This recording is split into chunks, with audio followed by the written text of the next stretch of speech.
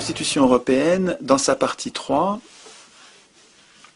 et tout ça avait été écrit par traité, évidemment, sans assemblée constituante, la Constitution européenne, dans sa partie 3, imposait une politique, la politique libérale. Ça nous avait pris l'essentiel des débats, et pourtant, à mon avis, dans la partie 1, il y avait des choses bien pires. Alors, je me propose avec vous de résumer peut-être assez rapidement pour que ce soit pas fastidieux, mais 10 points qui me paraissent absolument stratégiques, révoltants, que les citoyens devraient connaître, qui font partie des institutions européennes qui ont été écrites sans notre accord, qui ont été écrites sans nous demander notre avis, et finalement, au moment de nous demander notre avis, quand on a dit non, elles nous ont été imposées quand même par voie parlementaire par le traité de Lisbonne.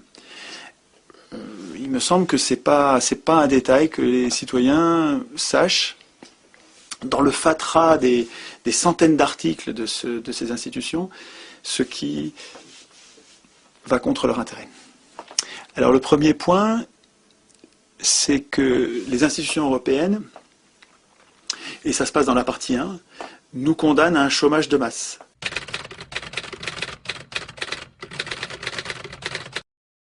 Et c'est pas écrit comme ça, bien sûr. Bien sûr, dans les institutions européennes, on ne dit pas les institutions garantissent que le chômage sera à un haut niveau. Si c'était écrit comme ça, on aurait des révolutions. Non, c'est plus malin. Dans la partie 1 est prévue une banque centrale indépendante qui n'a donc d'ordre à recevoir de personne parmi les gens que vous élisez. Vous pouvez voter à l'extrême gauche, à l'extrême droite, au centre, où vous voulez. La Banque centrale n'a plus aucun compte à rendre à ces gens que vous élisez, que ce soit chez vous ou en Europe. Et la mission, et ce qui va avec, c'est que la mission de cette banque, mission exclusive, prioritaire, la mission de la Banque centrale européenne, c'est de lutter contre l'inflation. Or, tous les banquiers du monde savent que mettre la priorité sur la lutte contre l'inflation, ça va se payer en chômage des plus défavorisés, des plus faibles. Alors, il y a plein de bouquins là-dessus, il y en a 2 quand même à connaître. Un premier livre de Fitoussi qui date de 2005, je crois. Oui, janvier 2005. Donc ce livre est paru pendant la campagne, La politique de l'impuissance. Ce livre-là, Fitoussi n'est pas du tout un révolutionnaire, c'est quelqu'un de très très très modéré, tempéré, c'est un économiste intéressant, et c'est lui qui explique, qui utilise ces mots-là en disant tous les banquiers du monde savent que quand ils font le pari quand ils suivent l'objectif de lutter contre l'inflation, ça se paye en chômage. Quand Fitoussi le dit, je pense qu'on pourrait le dire de façon plus radicale et plus virulente et plus révoltée. Comment est-ce qu'on sait... Alors, par quel mécanisme est-ce que, en luttant contre l'inflation, on le paye en chômage et inversement? Alors, il faut savoir que les économistes s'empaillent entre eux sur ce sujet. Il faut savoir aussi pourquoi ils s'empaillent. Et il faut comprendre qui sont les économistes. Alors, je commence par ce qui me paraît le plus important. Dans la réflexion des économistes, l'un d'entre eux, qui s'appelle Phillips, a établi par l'observation, il n'a pas expliqué pourquoi c'était comme ça, mais sur un siècle de statistiques, il a observé que les périodes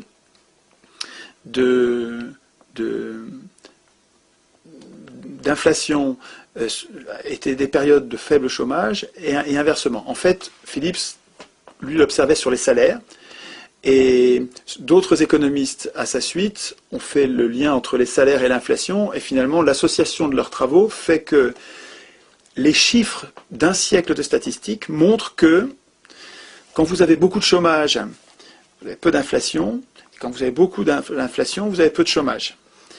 Et après ça, comprendre pourquoi fait l'objet de plein de débats d'économistes. Il y a des gens qui ne sont pas d'accord pour dire par quel mécanisme, mais si vous voulez, c'est empirique. On observe que, en luttant contre le chômage, les salaires vont monter et l'inflation aussi. Alors on peut comprendre, il y a des mécanismes assez simples, c'est que quand il y a peu de chômage, quand vous êtes sûr de trouver du boulot, si vous perdez votre boulot, vous allez en trouver un autre, vous allez être plus exigeant au moment de trouver un autre travail et de demander un salaire. Puisque vous n'êtes pas précarisé, vous n'avez pas peur pour votre emploi, vous savez que vous allez en trouver un autre, il y a de l'emploi pour tout le monde, vous allez être exigeant dans votre salaire. Et les entreprises répercutent les salaires qui sont des coûts pour elles, et les répercutent sur les prix. Donc il y a une logique en fait, assez simple et probablement robuste. C'est sûrement pas le seul rouage, mais c'est un des rouages à connaître, c'est que, inversement, un fort chômage permet aux patrons d'imposer de bas salaires. Parce que les gens ayant peur pour leur boulot ne sont pas exigeants, et ils sont plus dociles, et il y a moins de pression sur les salaires, donc il y a moins de pression sur les coûts. Donc ça permet aux patrons de continuer à faire de gros profits sans payer de hauts salaires. Alors, Friedman et une bande d'économistes, on peut dire prostitués. Je pense que, d'une façon générale, les économistes sont une pensée prostituée. C'est rude comme attaque, mais je pense que c'est tellement évident que c'est quand même c'est difficile à contester. On ne peut pas dire que tous les économistes sont prostitués. Il y a des économistes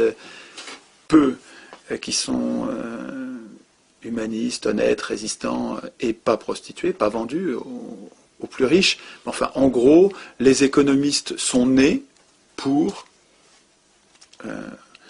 pérenniser la domination des plus riches, c'est-à-dire pour justifier et légitimer, naturaliser, comme si c'était un fait naturel et indiscutable, parlons d'autre chose maintenant, la domination des plus riches. Ricardo était un fils de banquier, lui-même financier, et protégeait l'intérêt, avec sa théorie économique, protégeait les intérêts de sa classe. Et donc les économistes, alors parmi lesquels Friedman par exemple, contestent la corrélation qu'il y a entre la corrélation en niveau inversé qu'il y aurait entre l'inflation et le chômage, en disant pas du tout. La corrélation, il y a eu quelques années, dans les années 70, où la corrélation n'a pas été observée. Et ils ont pris cette variation dans les statistiques comme prétexte pour prétendre que la loi n'était pas bonne. Alors qu'en fait, on pourrait tout aussi bien dire que la loi est effectivement bonne dans la plupart des cas. Dans la plupart des cas, lutter contre le chômage va se payer en inflation, et laisser filer l'inflation permettra de résorber le chômage, ou on peut le dire autrement. Cette loi est en général vérifiée, et effectivement, dans les années 70, elle ne l'a pas été, probablement pour des raisons qui n'ont pas été bien identifiées, d'autres raisons qui ont été plus fortes pendant ces quelques années que la loi principale, mais qui valent pas, qui méritent pas de jeter aux orties le travail de Phillips. Alors, le petit livre que je vous conseille, qui est écrit par Liem Wang Ngoc, c'est vraiment difficile à mémoriser et à prononcer, mais qui est un bon économiste, un jeune homme qui fait un travail vraiment passionnant sur d'autres sujets aussi. Et là, ce livre s'appelle « Le fabuleux destin de la courbe de Phillips ».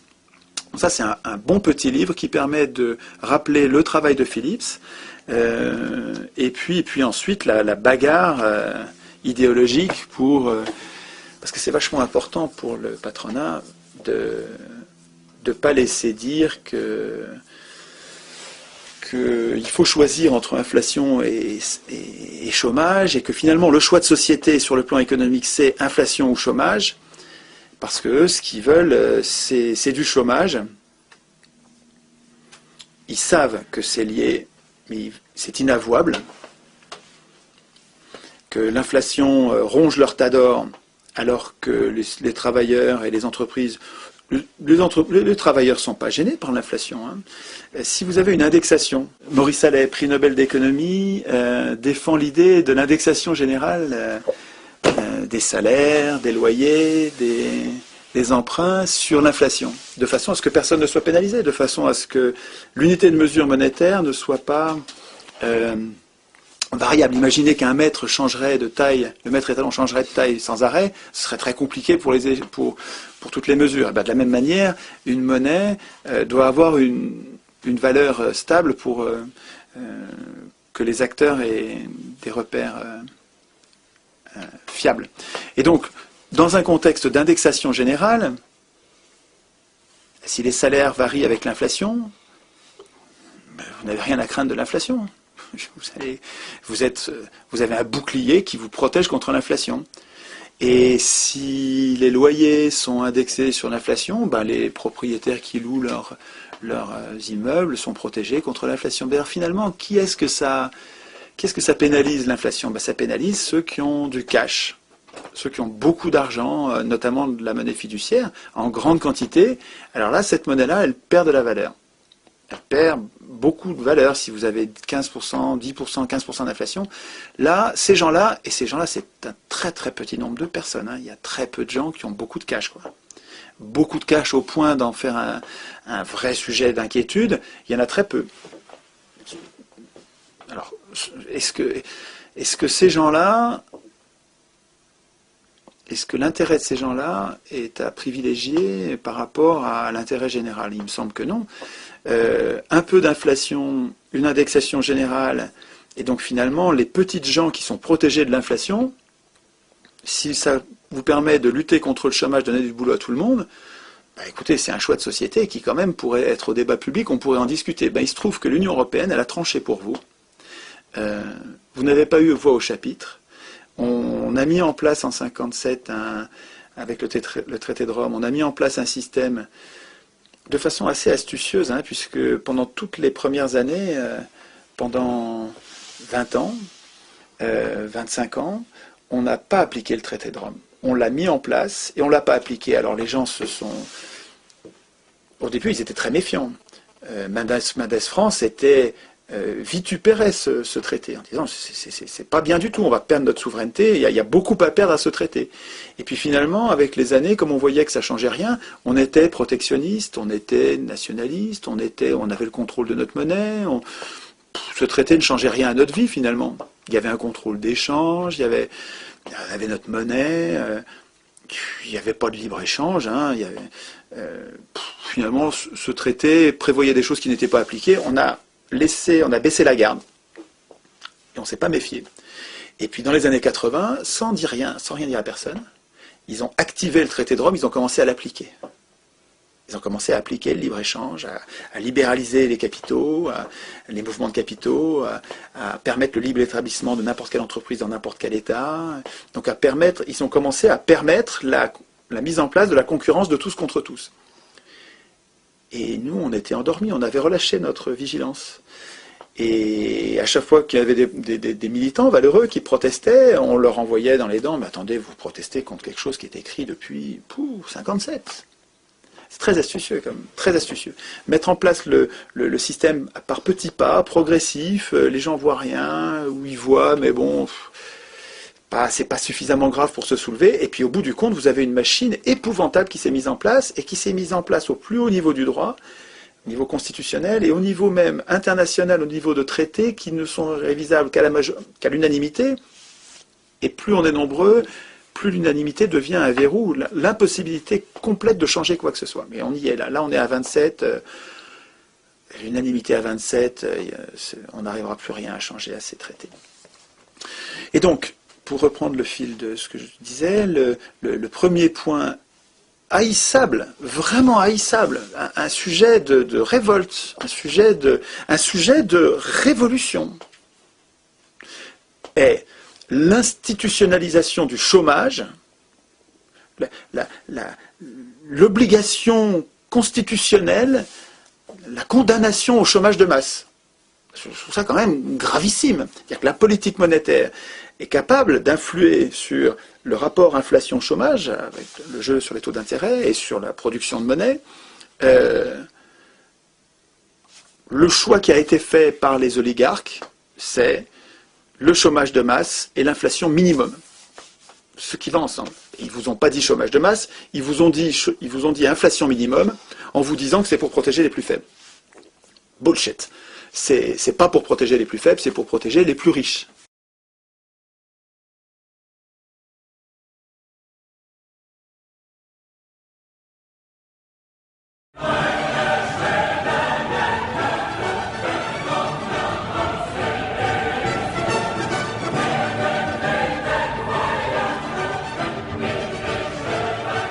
Deuxième point que j'avais pas vu moi en 2005 et qui est peut-être plus important encore, les institutions européennes interdisent aux États d'emprunter auprès de leur banque centrale.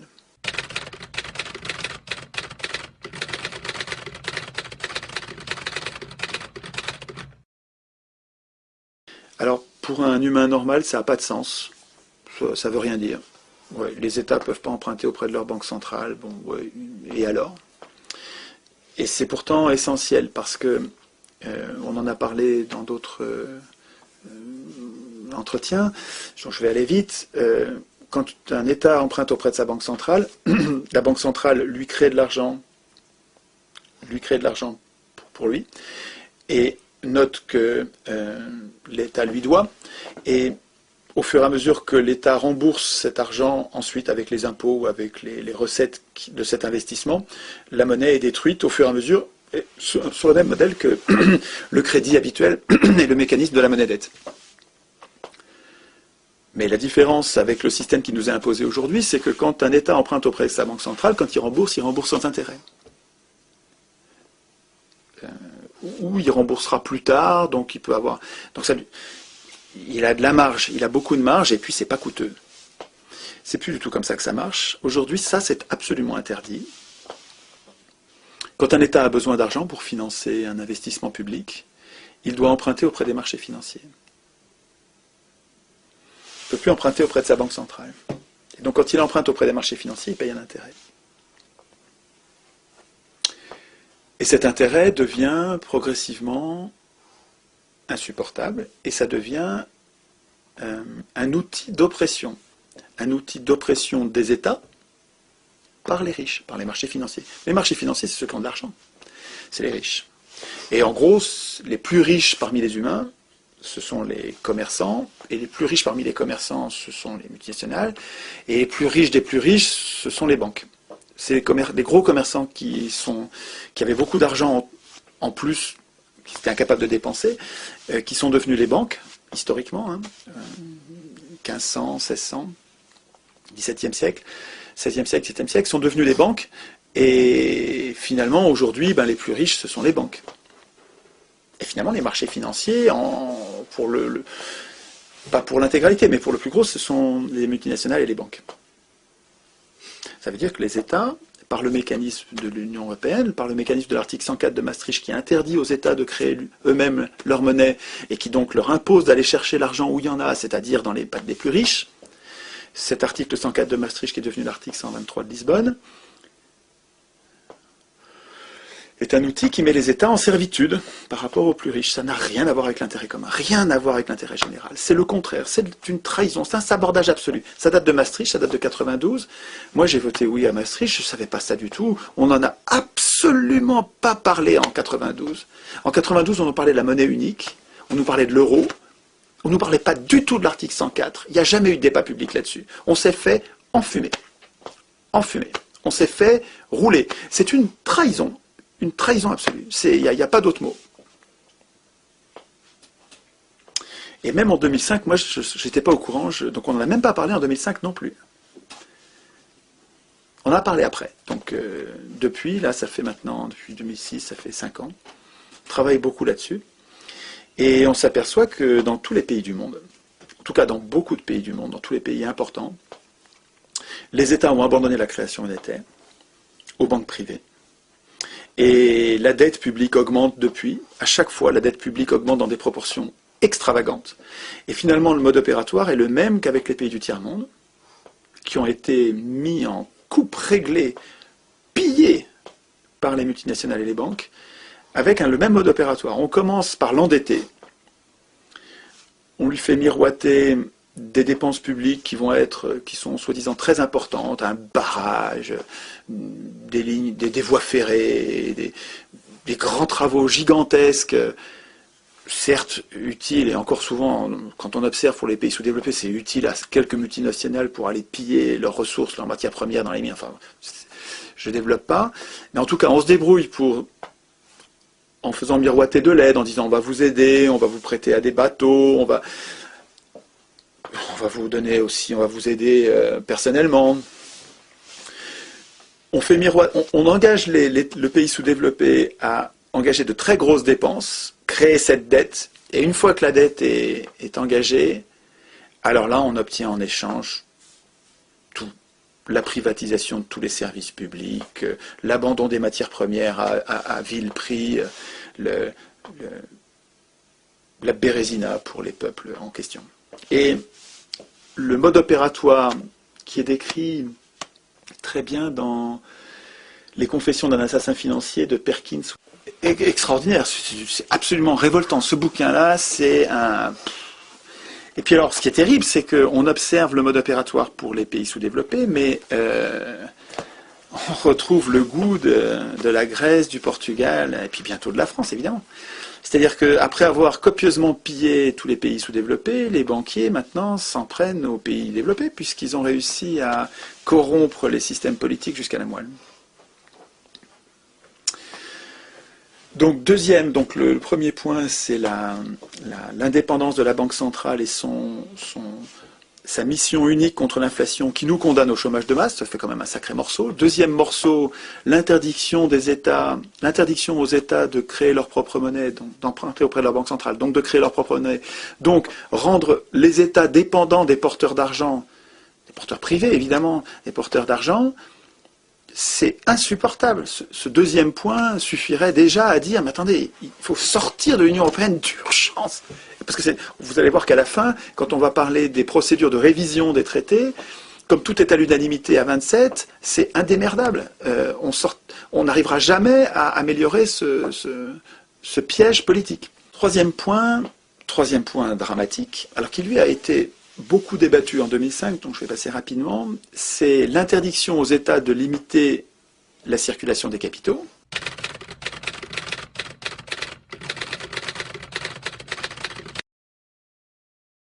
Je répète, interdiction aux États de limiter la circulation des capitaux. Ça veut dire que un État qui déciderait de ne pas laisser faire n'importe quoi en matière de capitaux serait, par ces traités félons, dans l'illégalité.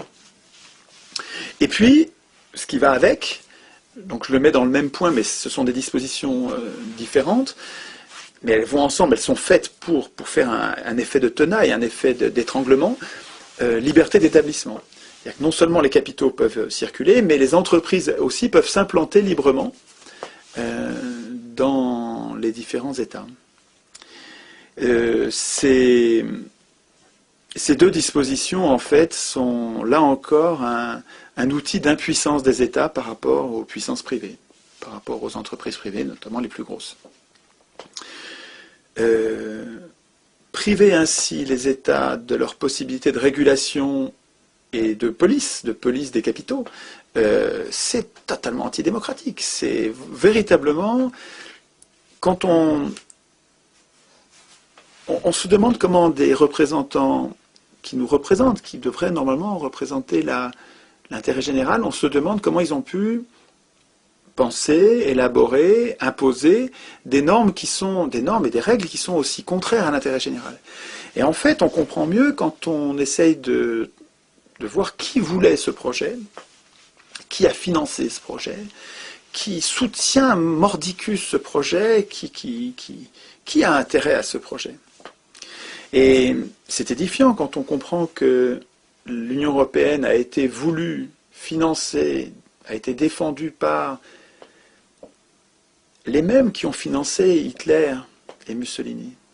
Les mêmes, pour les mêmes raisons, pour avoir des bas salaires, pour venir à bout des républiques, à bout de ce qu'on appelle la démocratie, qui à mon avis n'est pas une démocratie, on a fait d'autres réunions là-dessus, on ne vit pas en démocratie, on vit en oligarchie. Mais ce qu'on appelle les démocraties, c'est quand même des oligarchies tempérées par un semblant de parlementarisme qui limite un peu les dégâts quand même. Mais même ça, pour les grands patrons, c'est trop. Et ils veulent la peau de la Révolution française et de ses enfants, de ses successeurs. Ils appelaient la République la gueuse dans l'entre-deux-guerres. Et Hitler et Mussolini, donc le fascisme à la papa, servait à, parce qu'aujourd'hui c'est un nouveau fascisme, bien plus malin, quoi, servait à venir à bout ils appelaient ça de la gueuse, venir à bout des républiques. Annie Lacroix-Riz explique bien ça, on trouve dans les archives, des milliers d'archives, que l'obsession des banquiers et des industriels, c'est nos salaires. Parce que ça se comprend, leurs grands profits dépendent de nos bas salaires. Donc c'est juste égoïste, c'est juste totalement cynique.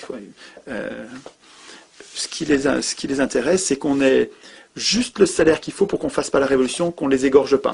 Voilà. S'ils s'aperçoivent qu'on est en train de descendre dans la rue comme au Front Populaire, descendre dans la rue par millions et qu'on va les égorger, hop, il lâche du mou, il lâche, de toute façon... Voilà, ils donnent juste ce qu'il faut pour... Donc ça n'a rien à voir avec la justice. Bon, en tout cas, ce sont les mêmes qui ont financé donc les multinationales. Hein.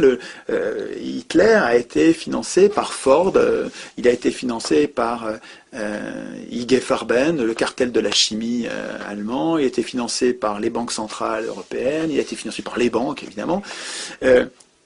Il faut comprendre qu'Hitler n'aurait pas existé, enfin, serait resté un groupuscule ridicule, des fous furieux, sans argent, il serait resté marginaux, on ne connaîtrait même pas leur existence.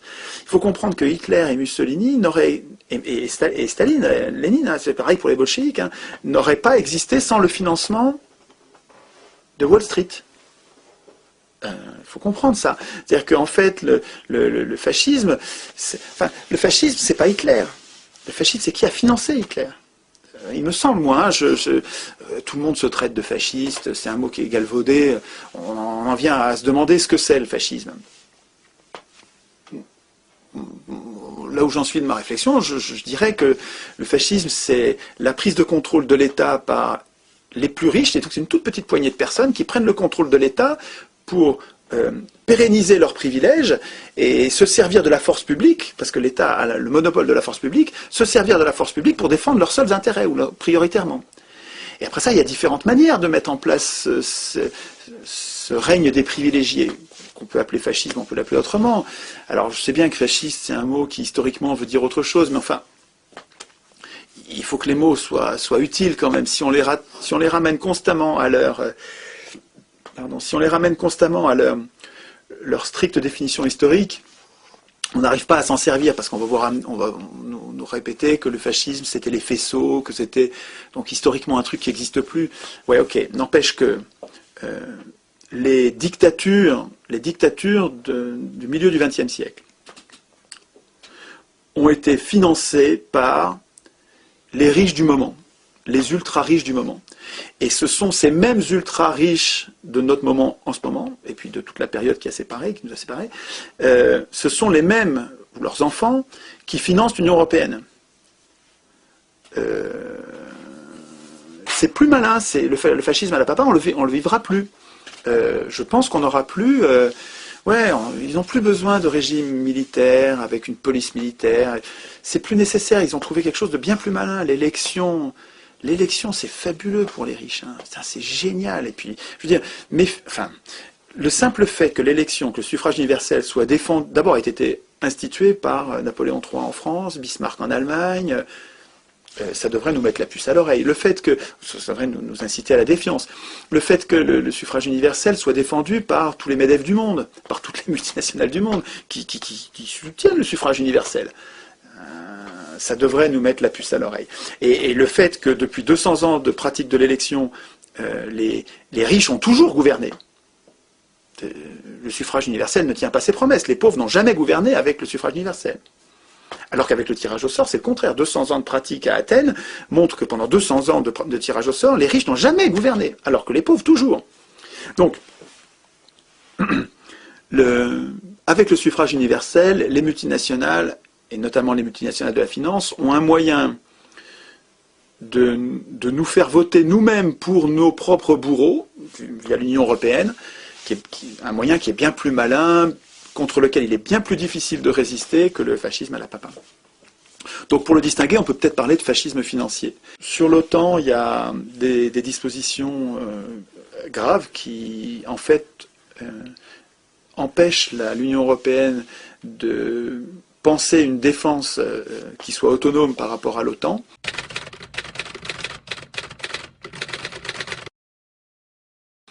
Alors on nous explique que, évidemment, chacun des pays faisant déjà partie, une bonne partie faisant partie de l'OTAN, on ne pouvait pas les obliger à se désolidariser de l'OTAN. Bon, certes, il reste que les plus grands pays de l'Union européenne étant intégrés à l'OTAN, le fait que les traités de l'Union européenne intègrent finalement cette participation nous rend complètement dépendants de l'OTAN. Et il y a des mécanismes d'intervention, donc de guerre obligée, et même nucléaire, dans les traités qui sont absolument révoltants. C'est-à-dire que si on appliquait ces mécanismes dans les situations qui sont prévues, on serait obligé d'envoyer un feu nucléaire préemptif, agressif, pas défensif. Je ne développe pas, mais sur ce sujet-là, il pourrait y avoir un débat, il n'y en a pas eu. Les institutions européennes mettent entre les mains des ministres et des présidents, qui sont des exécutifs dans les pays d'où ils viennent, mettent dans leurs mains le pouvoir législatif.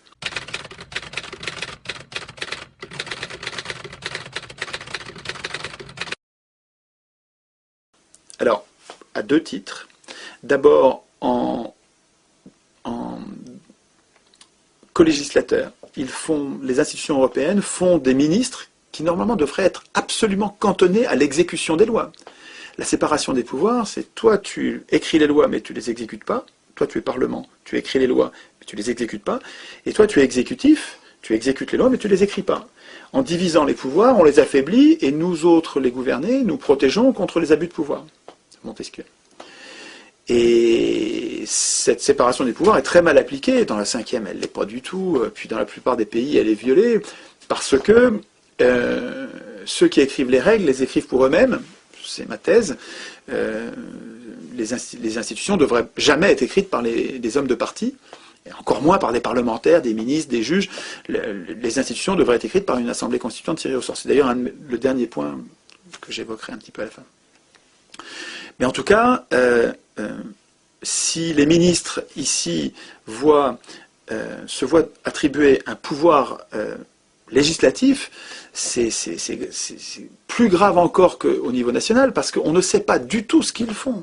Il faut se rendre compte qu'on a déjà du mal à surveiller ce que font nos parlementaires et nos ministres au niveau national, à la petite échelle de la nation, mais alors au niveau européen, est-ce que vous savez ce que sont en train de négocier pour vous, vos ministres, dans le cadre de l'Union européenne? Est-ce que vous savez? Est-ce que vous vous en occupez?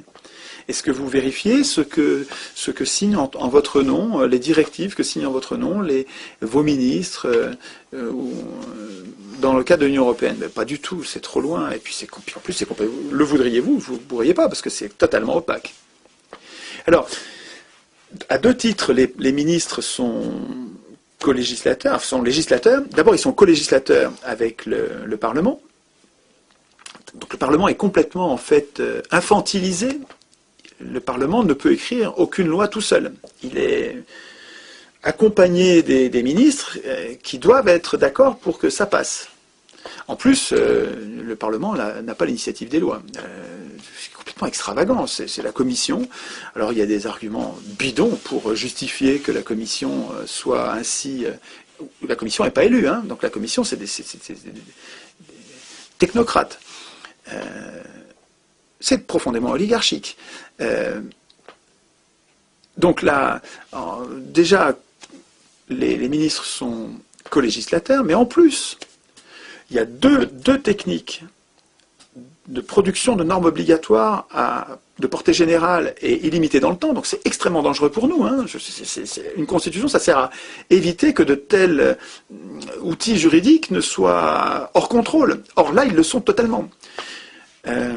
Donc, autre technique de production de normes obligatoires, les actes non législatifs et les procédures législatives spéciales. c'est des noms qui suggèrent rien. Je dis, qu'est-ce que c'est que ce truc-là? Je vous dis, en français, c'est des lois sans parlement. Des lois sans parlement. Et sur quel sujet? Oh, des bricoles. Des bricoles. Le marché intérieur. Une bonne partie de la fiscalité. La concurrence. Tous ces sujets-là, le Parlement n'en voit pas la couleur. Le Parlement n'est pas concerné. Est-ce qu'il y a une liste des sujets sur lesquels on peut faire comme ça des lois sans Parlement, où les ministres écrivent le droit? Donc les ministres, ceux qui vont appliquer les lois, eux, quand ils retirent leur costard de ministres européens, ils retournent chez eux, et donc de co-législateurs, ils retournent chez eux dans leur pays d'origine, ils réendossent leur costume d'exécutif, et ils font appliquer les lois qu'ils ont eux-mêmes écrites au niveau européen. Donc on est en pleine confusion des pouvoirs. Et tout ça en rendant concrètement, en ne rendant aucun compte. Et donc il y a une liste des sujets? Pas du tout. Vous voulez savoir la liste des domaines de ces lois sans Parlement? Il va falloir que vous tartiniez les centaines d'articles en cherchant les procédures législatives spéciales, les actes non législatifs, et puis vous apercevez que c'est un acte non législatif, ça. Mais c'est énorme, quoi. Hein. Pourquoi est-ce que ça a été retiré au Parlement? Est-ce qu'on nous explique? Est-ce que vous vous souvenez d'avoir eu un débat sur des lois sans Parlement à l'occasion du débat sur les institutions européennes? Ça n'a jamais parlé, mais c'est dans la partie 1, ça. Hein. Dans la partie 1, sont programmées des lois sans Parlement. Il me semble que ça vaudrait le coup d'un débat public.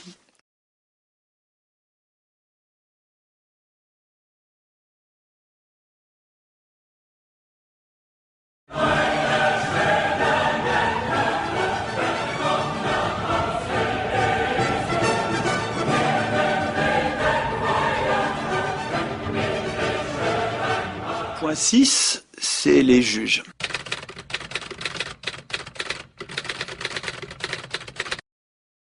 Les juges, vous savez, dans l'organisation classique, qui à mon avis pourrait encore être améliorée, mais dans l'organisation classique de Montesquieu, les juges étaient le troisième pouvoir. Et les trois pouvoirs, dans l'idée de Montesquieu, c'était de les trianguler pour qu'ils se surveillent mutuellement, de façon à ce qu'aucun n'abuse. Et donc il ne faudrait surtout pas qu'un acteur contrôle à la fois l'exécutif, le législatif et le judiciaire. Pour Montesquieu, et puis avec du bon sens, on comprend que ce serait terrifiant pour les gouverner. Parce qu'on serait dans une situation de monarchie, en fait, avec quelqu'un qui a tous les pouvoirs.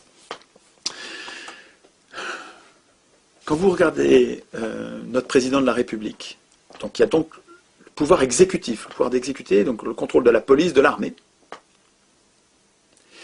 qui a le contrôle du législatif, puisque sa majorité présidentielle, c'est des larbins. Des larbins.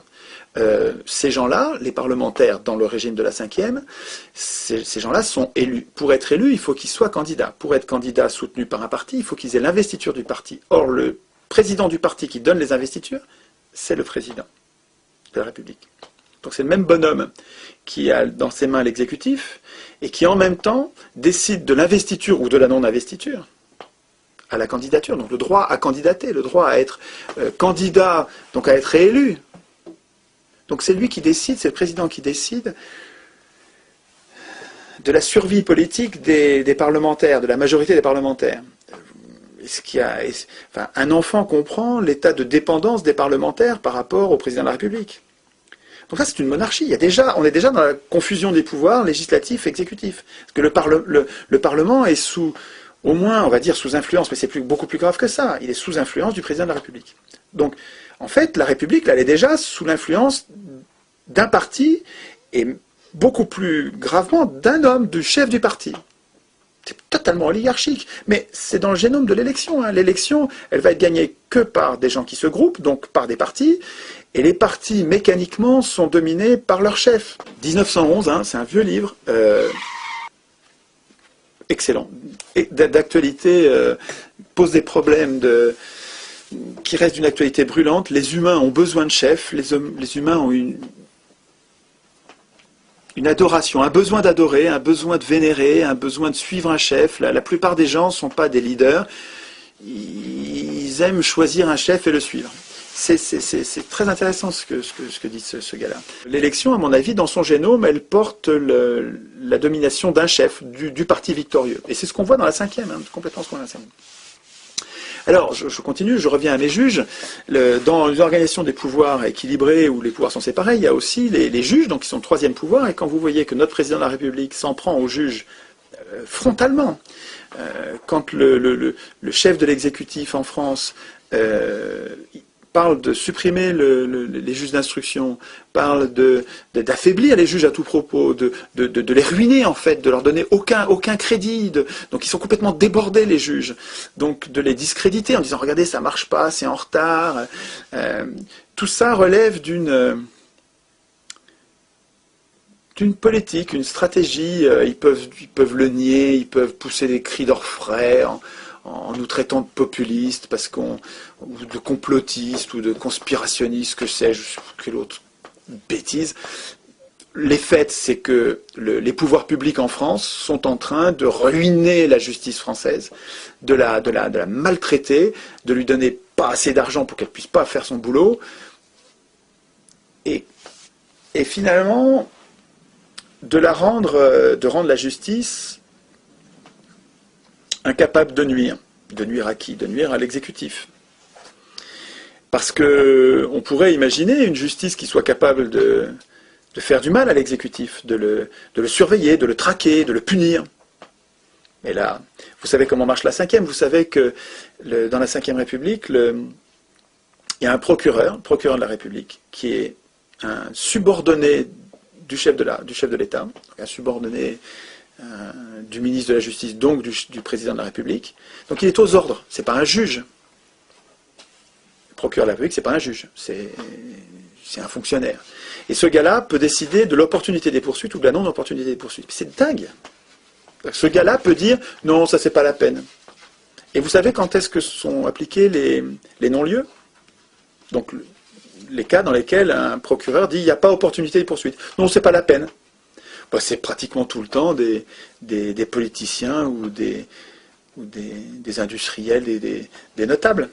Quand des notables vont être punis, non-lieu. Ça sert à ça. C'est profondément injuste. C'est profondément injuste. C'est monarchique. C'est l'Ancien Régime.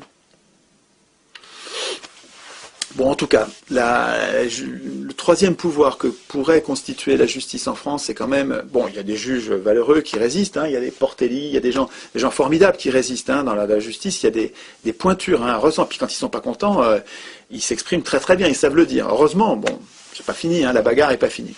Mais bon, il y a un vrai danger de tyrannie hein, avec l'affaiblissement de la justice. Il faudrait qu'on ait une justice indépendante. Elle ne l'est pas en France. Et c'est ce qu'on nous renvoie dans les dents quand on proteste contre la dépendance. Je dis bien la dépendance, pas l'indépendance. La dépendance des juges européens envers les exécutifs qui les nomment. Parce que c'est ça qui est incroyable. Alors, quand on proteste contre ça, on nous dit mais c'est là pareil en France.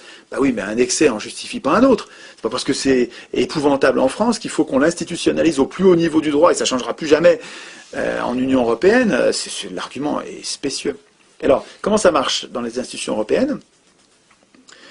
Eh bien, les juges européens sont nommés pour 6 ans, ce qui est court, renouvelable. Renouvelable, ça veut dire non renouvelable. Ça veut dire que les juges européens dépendent pour leur carrière des exécutifs qui vont avoir à juger. Et ça marche, nulle part ça marche comme ça. Ça, c'est une justice qui n'en est pas une. Si les juges dépendent, ils vont pas être sévères. Ils vont pas être sévères envers les exécutifs pour qui dépendent de leur carrière. Alors, on me répond que comme ils sont plusieurs, c'est pas si facile d'avoir des juges dociles. C'est connerie. C'est pas sérieux. Si vous désignez des juges européistes, des juges eurolâtres, si vous désignez des juges qui sont mondialistes, des juges qui sont libéraux, des juges qui sont... Eh ben, vous n'aurez même pas besoin de leur donner la moindre consigne, effectivement. Ils seront libres, mais ils vont développer une idéologie qui est contraire à l'intérêt général. Et sans avoir besoin de les corrompre, de leur dire quoi faire. Mais parce que vous les avez nommés, et parce qu'ils dépendent pour leur carrière de ceux qui les ont nommés.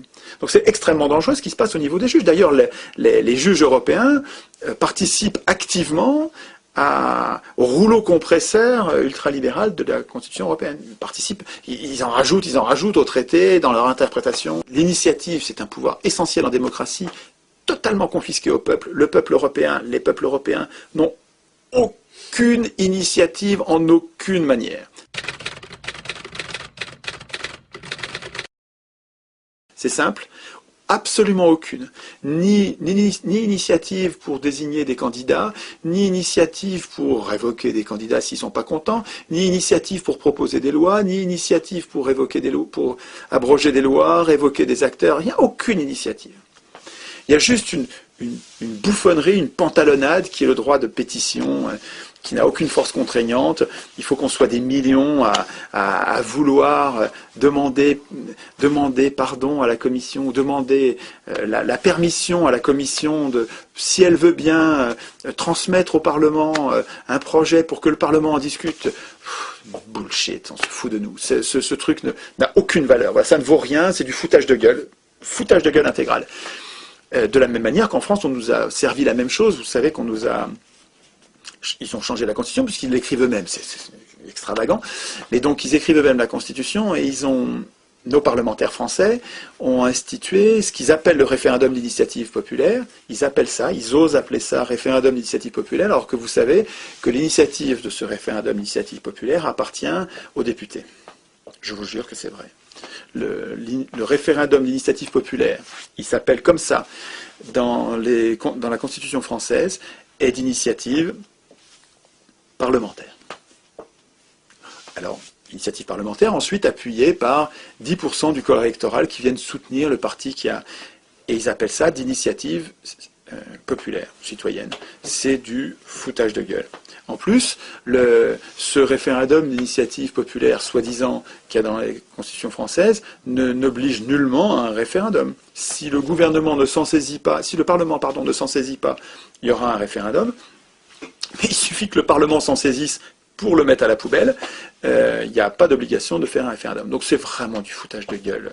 C'est à vomir. Et puis il n'y a pas un journaliste pour le relever. Hein. Là je ne parle plus d'institutions européennes. Mais c'est pareil pour les institutions européennes, parce que c'est du même foutage de gueule. C'est la même escroquerie absolue. Mais ce qui est incroyable, c'est la complicité des journalistes, parce que ces gens-là qui devraient être les journalistes, qui devraient être les sentinelles du peuple. C'est comme ça qu'on les appelait pendant la Révolution. Des gens qui devraient nous alerter, des gens qui devraient être des whistleblowers, des siffleurs souffleurs de sifflets, là, comme ça que les appellent les Américains, des donneurs d'alerte. Ces gens-là sont des chiens de garde de l'Empire, du système. Les journalistes qui nous parlent de l'arnaque absolue du référendum d'initiative populaire, quand Pujadas, comment il s'appelle, il parle du référendum d'initiative populaire avec une espèce de fierté d'avoir un État démocratique. C'est ridicule. Son rôle à lui, ça devrait être de protester, tempêter et nous appeler, nous alerter, faire venir des résistants pour exprimer les inquiétudes des gens ou la colère des gens devant cette imposture, cette escroquerie. Pas du tout. Ces gens-là sont misérables. Hein. C'est pas des journalistes du tout. Ils prennent la place de journalistes, ils sont à la place de journalistes, ils sont à la place que devraient occuper les journalistes, mais ils ne sont pas journalistes. Ce sont eux aussi des prostituées, comme les économistes. Les bons journalistes, ils sont indépendants. D'ailleurs, sur Internet, il y a énormément de lutteurs absolument autonomes, bénévoles, qui passent leur vie à comprendre comment on se fait avoir et qui nous alertent, et c'est eux les journalistes. Et puis dès qu'ils sont payés, c'est pas instantané, mais pratiquement. Dans les institutions européennes, le pouvoir législatif est détenu par des non-élus.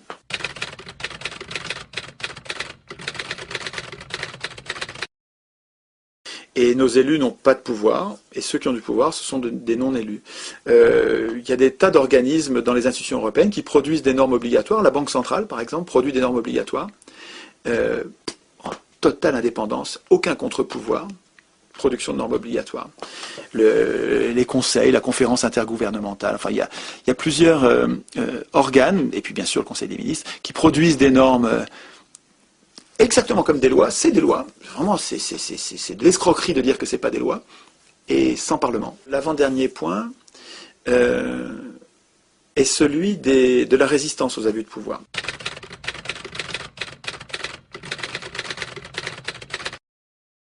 Il me semble que les citoyens devraient savoir qu'une constitution, à quoi ça sert? Ils devraient savoir qu'une constitution, c'est pas un moyen d'organiser les pouvoirs. Les pouvoirs n'ont pas besoin de nous pour s'organiser. La constitution, c'est un moyen d'affaiblir les pouvoirs. Les pouvoirs sont dangereux, les humains le savent depuis des milliers d'années. Il est question de chercher comment protéger le plus grand nombre des humains contre les abus de pouvoir. Voilà à quoi sert une constitution. Une constitution, c'est comme un contrat, mais attention, pas un contrat qui serait passé entre le gouvernement et les gouvernants et les gouvernés, parce que ça supposerait que les gouvernants préexistent à la constitution, ce qui n'est pas le cas. La constitution, c'est un contrat passé entre les gouvernés et les gouvernés, pour établir ensuite des gouvernants, mais sous contrôle. Il est donc essentiel que, et c'est mon dernier point, que ceux qui écrivent la Constitution soient désintéressés, ne soient pas ceux qui vont être affaiblis par la Constitution, sinon ils vont tricher. Si vous laissez les parlementaires écrire la Constitution, ils vont pas prévoir de vrais contrôles, ils vont pas prévoir de vraies sanctions, ils vont prévoir des contrôles factices. Donc, l'avant-dernier point qu'il faut souligner sur les institutions européennes, c'est qu'elles ne prévoient aucun moyen de résister. Cherchez, pour moi j'ai passé des milliers d'heures là-dessus, chercher dans les institutions un moyen pour nous, simples citoyens, comme le feraient les Suisses, puisque les Suisses, vous savez qu'un citoyen suisse peut se lever en appelant les autres à voter un référendum pour abroger une loi, pour imposer une loi, pour même changer la Constitution. Ils ont gardé l'initiative, les Suisses. Est-ce qu'il y a l'embryon de ça dans les institutions européennes? Rien. Il n'y a rien. Voilà. Dans les institutions européennes, il n'y a aucun moyen de résister aux abus de pouvoir. Repassez-vous cette phrase, s'il vous plaît, dans la tête, parce que c'est extrêmement important. Dans les institutions européennes, vous n'avez plus aucun moyen de résister aux abus de pouvoir. C'est dramatique. Tant qu'il n'y a pas d'abus de pouvoir, on ne s'en aperçoit pas. Et puis quand les abus de pouvoir commencent, quand ils commencent à vous détruire la retraite, quand ils commencent à détruire la Sécu, quand ils commencent à détruire tous les services publics de santé, de transport, d'énergie les uns après les autres, c'est trop tard. Je vous dis, il n'y a pas de moyen de résister. On est dans un piège politique, les institutions européennes sont un piège politique, voulu par... Ah oui, tiens, on pourrait se rappeler de ça. Voulu par qui? Ah ouais, voulu par des multinationales. Tiens, ouais. Et les multinationales, est-ce qu'il faut confondre leur intérêt avec l'intérêt général? Peut-être pas. Peut-être que c'est pas tout à fait le même. Et alors, voulu par donc les institutions européennes qui nous privent de tout moyen de résister. Ah ouais, tiens, ça me rappelle quelque chose, ça. Quand Hitler et Mussolini supprimaient les syndicats, supprimaient les moyens pour les gueux de résister un peu à l'oppression des riches. Ah ouais, c'était... Qu'est-ce qui finançait Hitler et Mussolini? Ah bah c'était aussi des cartels, des multinationales, des banques. Ah ouais, ça a un air de famille quand même. Hein. C'est plus malin, c'est moins voyant, c'est moins brutal. C'est brutal quand même. Je ne vois pas d'argument pour rester dans les institutions européennes. Dans le débat qu'il y avait en 2005 pour le oui ou pour le non, là, les tenants du oui n'avaient que des belles promesses vides d'arguments, vides de preuves, en nous disant l'Europe c'est la paix. Mais c'est pas vrai. L'Europe, ça n'a pas empêché qu'on aille bombarder les Serbes. Les Serbes, nos alliés de toujours, un pays, avaient bombardé les populations civiles en Europe. La paix. Vous êtes sûr que ça va garantir la paix? Alors que ça, l'Europe organise, institutionnalise la guerre économique. Mais attends, la guerre économique, c'est une vraie guerre, une guerre épouvantable, hein, qui fait des malheureux partout. Bon, c'est pas des bombes au phosphore, mais c'est des millions de personnes au chômage, dans la misère noire. Le dernier point, parce qui ouvre sur une solution, en fait. Hein. Le dernier point, c'est la... Je n'ai pas parlé de la révision, de l'impossibilité de réviser les textes. C'est un des points... j'ai dû passer dessus sans... Oui, voilà, c'est l'avant-dernier point, c'est celui-là, c'est les révisions. Il faut comprendre, je serai rapide là-dessus, que les institutions européennes ne peuvent être modifiées qu'à une triple unanimité. À 27, c'est insurmontable. Voilà, ça n'arrivera pas. Ça n'arrivera pas. Ouais, je pense que ça n'arrivera pas. Et sans référendum. C'est-à-dire qu'en fait, en signant pour des institutions, même par référendum, en imaginant qu'on ait dit oui, en signant par référendum des institutions dans lesquelles on peut les changer ensuite sans référendum, on fait exactement un chèque en blanc. C'est-à-dire qu'on dit, ok, allez-y, maintenant vous faites ce que vous voulez, vous pouvez les changer. Maintenant, on a voté ce que vous nous avez donné à signer, et puis ensuite, vous allez pouvoir changer ce que vous voulez sans référendum. C'est exactement un chèque en blanc. Un chèque en blanc a des crapules. Donc c'est complètement fou. Et puis même quand on dit non, ils le font quand même. On est dans les mains de crapules. Source de tout ça, c'est la même cause que dans nos institutions. C'est le processus constituant.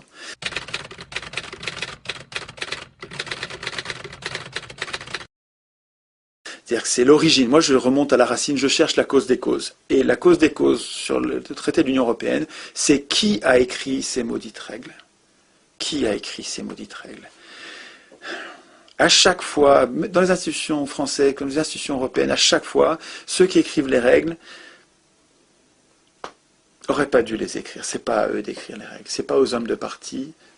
C'est pas aux hommes au pouvoir. Et c'est pas à ceux qui aspirent au pouvoir. Donc c'est même pas aux hommes de parti et même des petits partis. C'est pas aux hommes de parti d'écrire les règles du pouvoir, d'écrire la Constitution. Ces gens-là sont juges et partis. Ils écrivent des règles pour eux-mêmes. Quand vous êtes dans un parti, vous n'êtes pas encore élu, mais vous vous projetez dans l'avenir. Un humain, ça se projette dans l'avenir. Il sait qu'un jour, il sera élu. Et donc, quand il écrit des articles de constitution, il ne va pas écrire ce qui va vous protéger. Il ne va pas faire ça. Il ne le fera jamais. Je ne lui en veux même pas. C'est humain. Pourquoi est-ce qu'il irait écrire le respect du vote blanc qui permet de le foutre dehors quand on n'est pas content, quand on ne veut plus de lui? Pourquoi il irait écrire le référendum d'initiative citoyenne qui permet de le révoquer quand on n'est pas content ou qui permet de contredire ses lois quand on les trouve mauvaises ou qui nous permet de lui imposer des lois quand nous on les trouve bonnes et lui les trouve mauvaises? Pourquoi il va prévoir ça? Il ne prévoira jamais le référendum d'initiative citoyenne. Ça va contre son intérêt personnel.